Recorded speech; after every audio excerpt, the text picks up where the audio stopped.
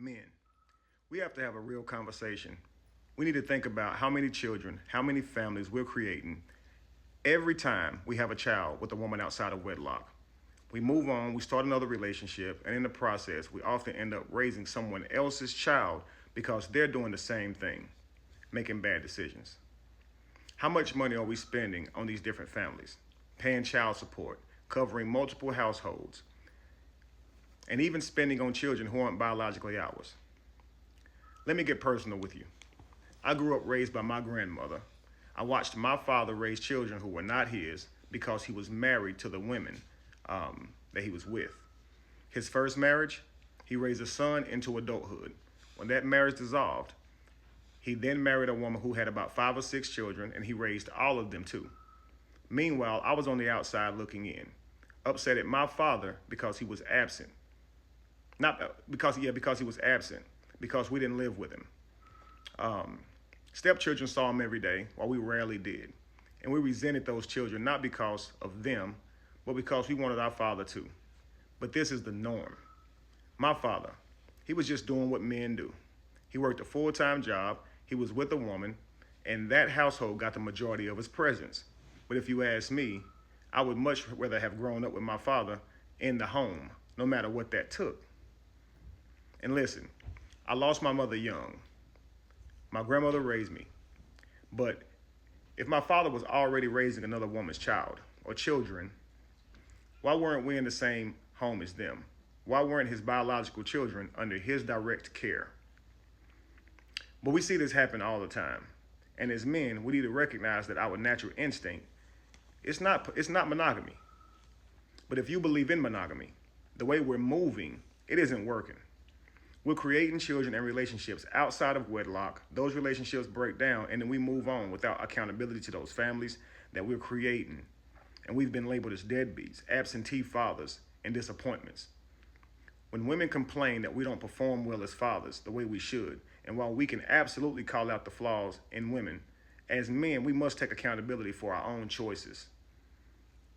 We say we won't marry single mothers, but we have no problem with sleeping with them, directly contributing to the very cycle that we complain about.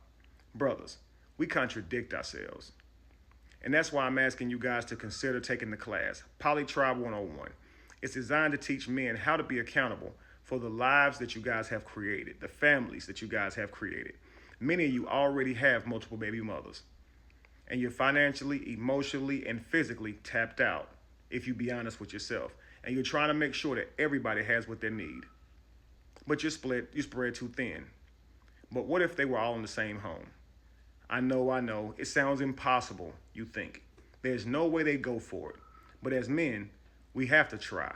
We have to try to get our families under one roof so that we can be present in our children's lives, so we can be accountable for what we've created. Men, so many times, will raise another woman's child, but his own child to be left out there. That's not right. Okay, the truth is it's not beneficial for a man, his money, his time, or his legacy for it to be spread across multiple broken homes. Those children will grow up separate from you. You won't be able to give them your time, your presence, your discipline, or your guidance. And in many cases, you won't even get a real relationship with them. You know I'm telling the truth. They won't carry your image because you're not the one that raised them. Take the class. Learn how colonizers came into every civilization, dismantled natural family structures like polygamy, and destroyed the system that ensured men raised their own children and provided for their own children. Learn how this system was broken to domesticate you, to make you forget who you are. We have always been legacy builders. We are not deadbeats, and we've got to stop this. We must be examples to our children, not strangers to them. And whatever it takes to make that happen, we must do it.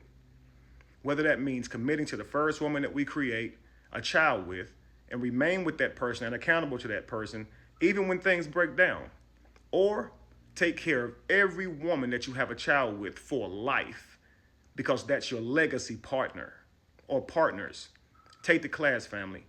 I'll see you there. Now keep in mind, my father, who was a father to children, who never had a father otherwise, was a deadbeat to me.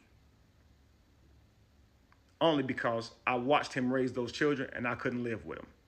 They saw him every day and I didn't. once a month, maybe twice a month, I'd see my father. How is this possible? He certainly isn't a bad man. But based on his family dynamic, having to work a full-time job, there's no way he could see us as much as he could see the children he lives with. That's convenient. He's got to go home. But even though he did the best he could, he still had his actual children raised outside of the home resenting him. And I used to give him a hard time.